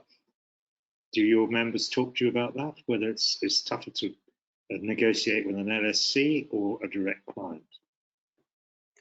I don't have an answer to that. The member associations don't tell us about that. I see Heike's raised her hand though. Heike's raised her hand. She wants to run out of the room with that one, and so does Rudy. Heike. Yeah. Oh, no, I don't want to run out of the room. I think it's a very relevant question, and I mean, really, also discussions about pricing are relevant. I don't feel that individual professionals or freelancers do a lot of price negotiating. On one hand, I don't have the feeling that LSCs are considered being clients. It's a kind of a nuisance for which you have to work if you don't have, if you are not able to serve direct clients. I think this is quite a thinking of, I don't know, 25 years ago. And I think freelancers or individual professionals don't really often negotiate. This is something which always surprised me. They very often, I think, and I mean, I'm a translator, and I also worked for many years as a freelancer and built up the company. And in these 25 years that I've been running a company, I rarely see price negotiations. This is, and I mean, yes, of course, I think we pay very fair rates, but there is no dialogue. Usually we as a company enter into a dialogue. And so it's maybe this is something which I could, just tell freelancers, just go and visit your clients and just be there personally and talk to them and just be interested in how they work and what they do. This would help, I think, a lot in perceiving what LSCs do and how the process chain works and what is the daily life in an agency. So it's much more than just translation, but this is, of course, still the core service. So freelancers and individual professionals are our most important partners, but in most of the cases, they don't seem to want to be a partner. So I can't put it into the right word, but maybe some of you can help me here. It's difficult to explain, but I see a lot of passive behavior, which doesn't have to be necessarily like that. I mean, you are entrepreneurs and and are taken very seriously. You are specialists. Rudy had one comment before I bring in Alexandra. So. Yeah, actually, I think that it's not all LSCs are alike. And from the open text answers, what I could derive from it was that this is a sentiment that is mainly based on interactions with very large and automated agencies. What Slater calls the super agencies. There is much less human interaction between individual professionals and these agencies. And I can imagine that the negotiation there is much more a question of following certain principles, procedures, and then a live contact with your client, which is that agency, and that would also tie in with that negative or downward price pressure that is mainly perceived by the large agencies compared to the other ones. We see that in the pricing evolution. But just before I hand back to Inka-Lisa, there's a comment here from Ego. I apologize if I mispronounced your name, who wonders whether some of the price pressure is coming from government procurements, and is that affecting the sector, and whether that is feeding down onto the community generally, both freelancers and companies, whether this is, I don't know, distorting the market. That this may not apply to the states where Carrie and Alison are, but there's a lot of public procurement, or maybe I'm wrong. Maybe there is public procurement in the states. Any comments? No. Answer came there, none. So I'm going to hand back quickly to cover my embarrassment to Inka-Lisa. But can I say something before we move on? Yeah. I think what Rudy is saying is, yes, a lot of the frustration does seem to be from the larger LSCs. And some of the practices that they engage in seem to draw the particular R of respondents to the survey. For example, that their terms and conditions of work or the way things are done are changed, and there's no discussion about that. It's imposed. This is where this very strong feeling of unfairness comes from, that you're just told that this is the change, that the rate is reduced, and you have no discussion in the matter. And what Heike is saying, the industry is massively different. And we saw this as well, that there are many different types of LSCs. They're not all lumped together as one. And it would be useful to draw out these differentiations and to say that there are, of course, good LSCs, but there are also bad actors in the market. And that we always need to emphasize that as well. And part of what we're doing here is trying to build better relations between all sides of the industry. But these frustrations that are going on need to be acknowledged and dealt with by all sides. And Alexandra wants to say something. Alex wanted to come back in quickly. You said that you were muted. Jeffrey, can you unmute Alexandra? Is she? I don't think. Have power. I don't think so. Okay, try it.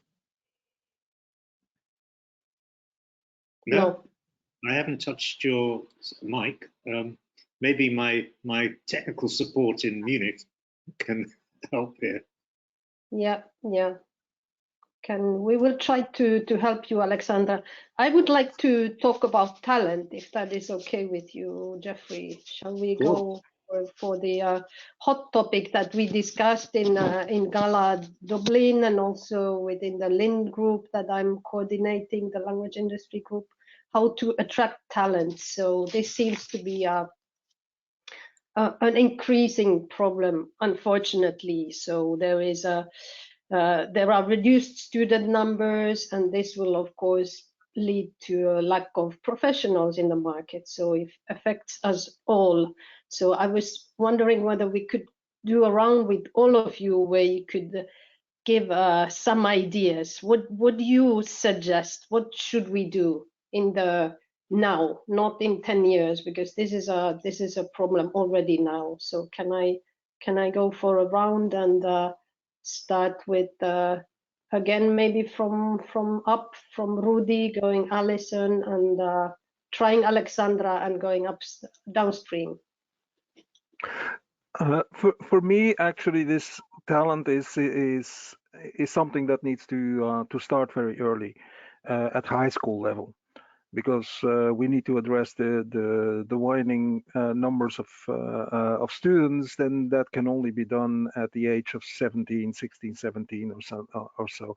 So people need to be made aware of the potential. There are so many potential new ways of engaging in the language industry these days, and even starting with the hype around ChatGPT and so on. What can a language professional do there? For instance, it's I think that's where any campaign, awareness campaign, needs to start, because otherwise you start too late. People who are already a student, okay, they're convinced, so they will end up, or a large part of them will end up in the language industry. You know that, but we need to get more entries. That's my opinion. Thank you, Rudy. What about Alison? A bit more global perspective. What can we do? Yeah, I agree with Rudy about starting younger. I think from our perspective, it's also not only about recruiting from traditional programs in translation and interpreting, but recruiting from other programs like international business or computer science or any of the technical disciplines. So if you can convey to students who are in those disciplines that the language industry is a fascinating place to work because it brings together language and culture and technology and business, then you can attract a different range of talents. And of course, we need linguists. We also need a lot of other professionals. And so I'll just leave it there. Expanding the net, let's say, and trying to convey the value and interestingness, I'll make up that word, of this industry to other disciplines. That came across a lot in one of the wrap-up presentation at Gala in Dublin from our friend from NateCat, or he told us how to pronounce it properly. But behind ChatGPT are a couple of linguists. So there are other things to do other than just sit at a kitchen table with a dictionary. There are exciting prospects for people who want to come into our sector. Do we have Alexandra back online? Can we hear you? Alexandra, can you? I think so. You can hear me now. Yeah. Okay. Thank you. Just coming shortly back to what Heike said, the relationship or the dialogue between LSCs and self-employed or freelancers starts at university level with internships, Heike, I think. As soon as students know what is going on in an LSC, they know exactly what they have to expect and how to contribute to the profession and to their position as freelancer. That's one thing. And the other thing about, let's say, interdisciplinarity, and I tackled a bit the issue in my presentation. It's true, and we are trying, for example, hard to have combined masters. For example, we have now a master in Vienna in English, master in only taught in English, which is called Language Technologies. And so it's really something combining technology and languages, let's say. And coming also back to what you have said, race awareness. We also start informing high school students at the age of 16, 17, having open door days, information days and things like that. And the interest is very, very low. To me, it's not that we have really to address specific groups, but the whole society should become much more aware of the importance of what we are doing. And normal people, so to say, always think of translation and interpreting, and that's it. You see, they consider our profession being one or the other, or maybe even the combined one, but that's it. They don't realize what we are capable of doing in terms of training and professional life then afterwards. And that's what we have to convey to society, I think. And there, I was just thinking, even 5 or 10 years ago, I think Rudi may remember, just to have some, for example, from European little spots, films that could be used even in TV or in every media or on social media, showing best practices, success stories of different professional careers which are not directly linked to what people think is translation and interpreting. You understand a bit what I mean? To all that, what we are doing now, which is much more than mere translating and mere interpreting. And if people knew what we are doing all over the world, they also would push their children, because it's the parents' generation sometimes, I won't say deciding, but a bit pushing the youngsters to which study course they may choose, you see. And if society realizes what we are doing, and this has to start not only with the young people, but even the generation before, even 2 generations before, then we have a good chance to have more students, more professionals, more talents. I think that's the point.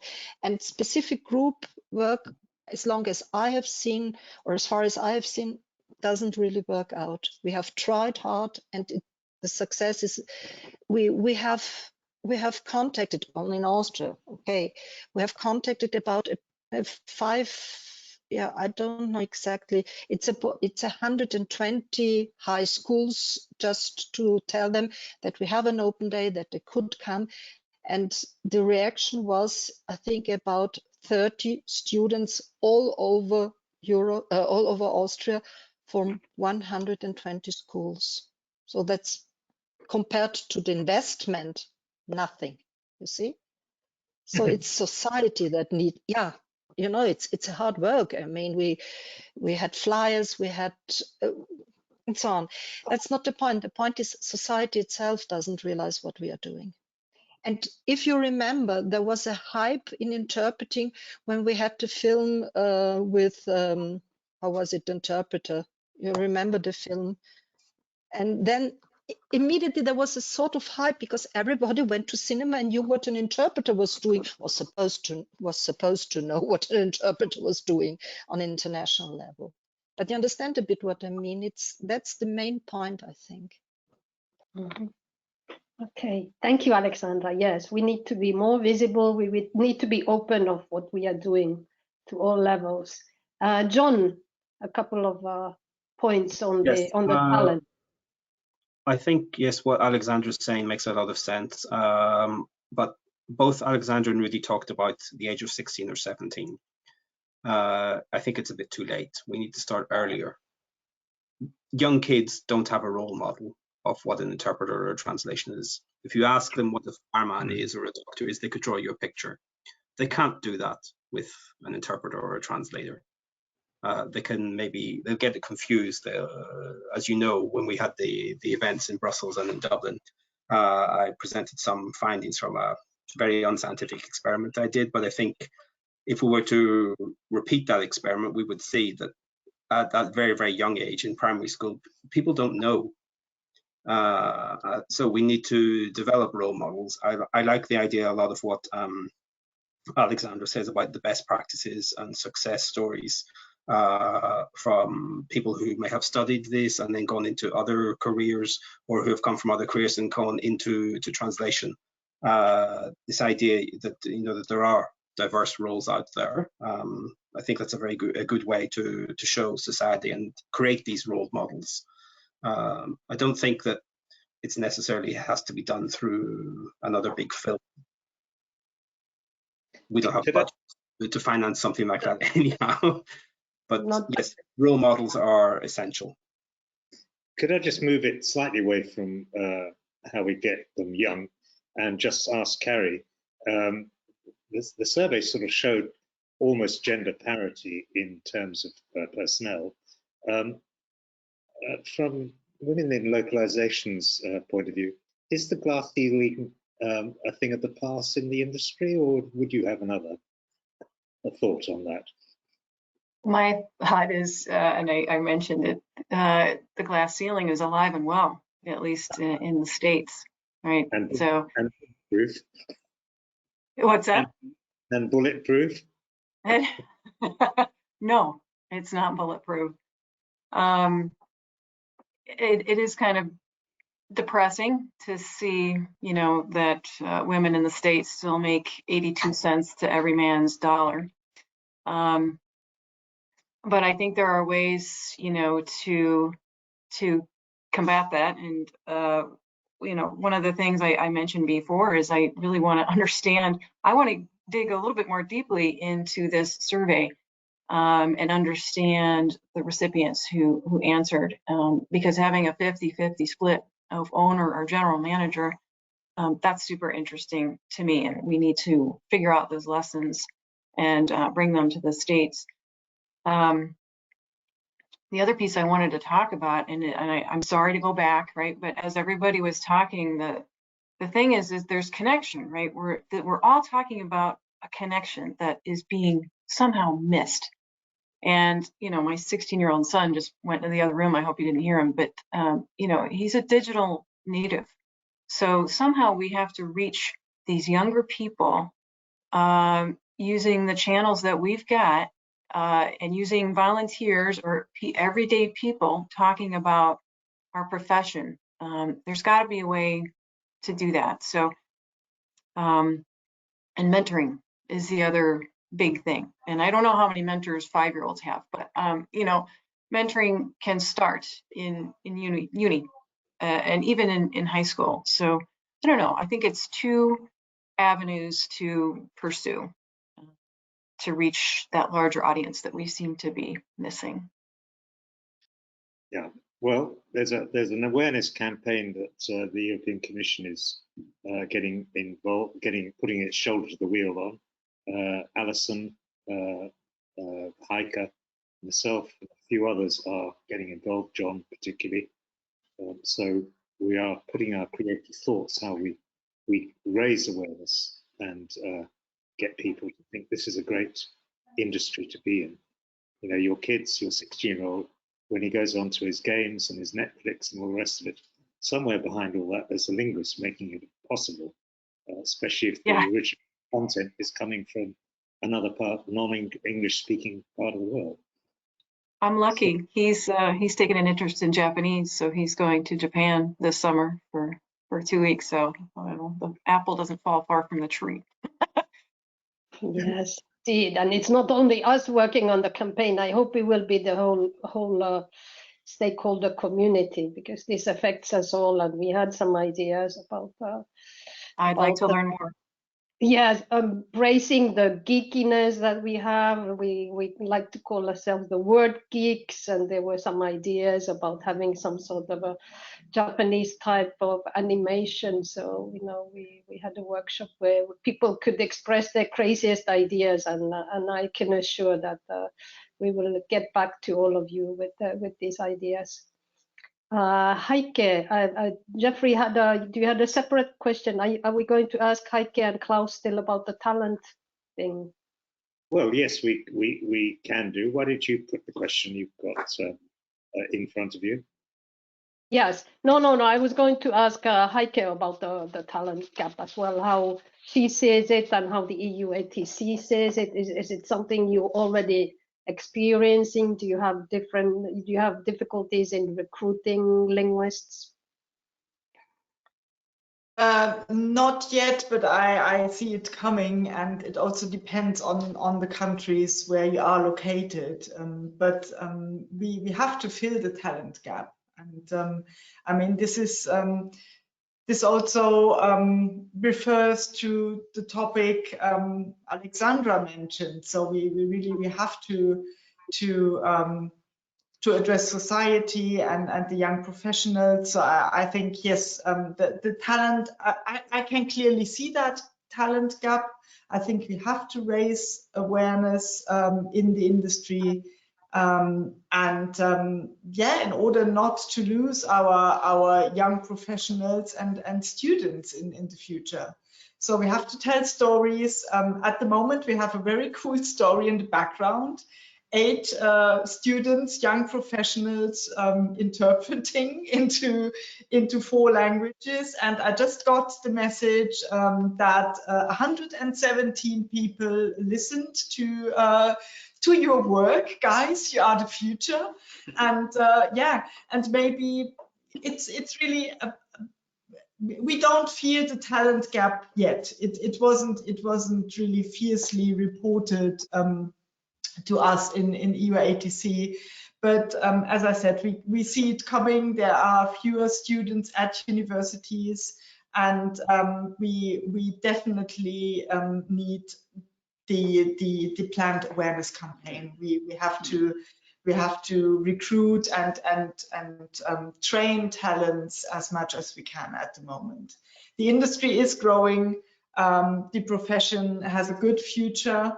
There are so many different roles in the language industry. It's not just working as a translator, working as a project manager, as a data scientist. So yeah, we just have to tell the stories.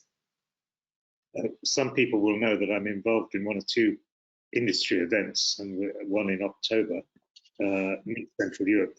A common feature of that event is a jobs fair, which is normally supported by the local branch of the European Commission. And the number of LSCs wanting to meet talent, not just established talent, but talent coming out of the universities. I mean, we were overwhelmed this year or last year in Slovakia, and I expect the same response from people wanting to connect in Budapest in October. So you know, there's work out there, and there's language service companies looking for talent all the time. So long may it last. Yep. No one's been replaced by a machine, that's for sure. Yep. Yeah. I would suggest that we conclude this round with Klaus. You have a little bit of a more techie view, maybe. Do you have some ideas how to attract this more digital native focus group to our industry? Yeah, totally. I agree with what Alison said, essentially, that I think we should also reach out to other universities where you have people that are subject matter experts in something, but happen to know languages, to also attract these people to our industry. I remember I was teaching software localization at the Technical University in Vienna, and absolutely nobody had a clue what I was even talking about. And I'm pretty sure that didn't change, even though that was 15 years ago.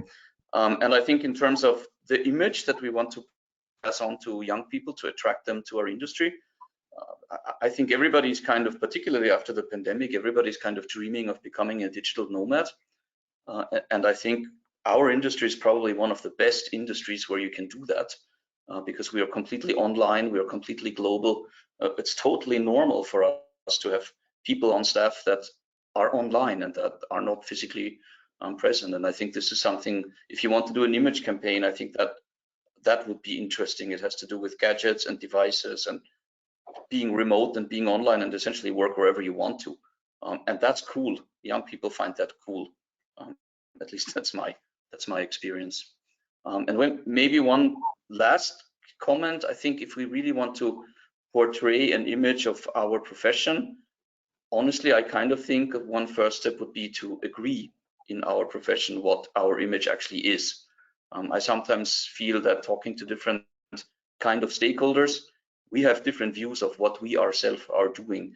And as you said, Inka Lisa, I'm more of a techie, so the talent gap that we feel is definitely data scientists, people who are interested in natural language processing, things like that. Because honestly, if somebody has knowledge around that, our industry does simply not offer them a great career opportunity, I think. So it's also these kind of people that we need to attract urgently. Yeah. I think we may be, well, we've slightly overshot our time, and although there are just under 200 people out there still tuning in, I would probably conclude by first of all, thanking all our panel and our presenters in particular, everyone who, as as Christos said at the beginning, who completed the survey. And to remind people, I popped in the chat the 24 hours after this broadcast is finished, the recording will be processed and you will get a link sent to you, which you'll be able to download. If you miss that, if you sign in to the ELIS website, that's elis-survey.org, and register on there if you're not registered already.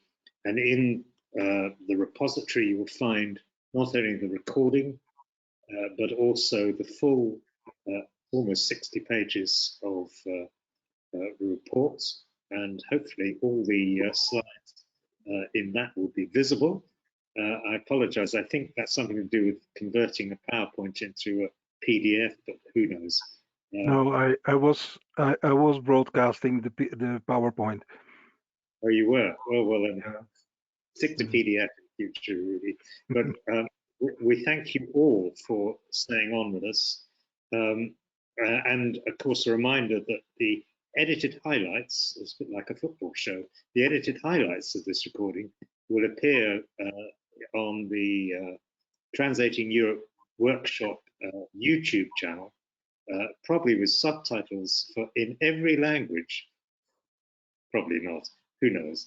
But I thank our wonderful team of interpreters sitting around Europe, and also the wonders of science of Conda, which is the technology that's plugged into GoToWebinar, which is the platform we're on. So for 2023, ELIS, we say goodbye to everyone on our panel around the globe, and to you out there too.